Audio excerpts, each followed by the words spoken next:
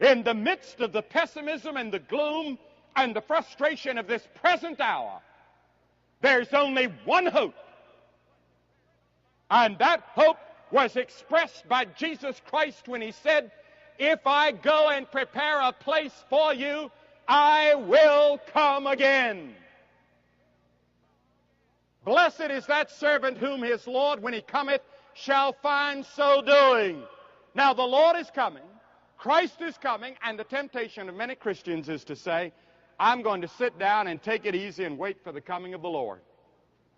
Well, I want to tell you, when he comes, you may be left behind. You remember the 5 foolish virgins in the story Jesus told about? They thought the Lord had waited and waited and waited, and they got a little tired. The oil in their lamps was gone. When he came, they were left behind. The Bible says, "Blessed is that servant whom his Lord, when he cometh, finds so doing." If I knew that Christ was coming tomorrow, do you know what I'd do? I'd do just what I'm doing today. We ought to live every day just as though the Lord's coming. You ought to have your bags packed and ready. You ought to not have your roots too deep. You ought to not have too big a bank account to worry about.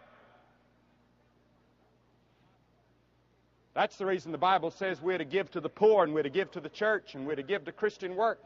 We're to be stewards.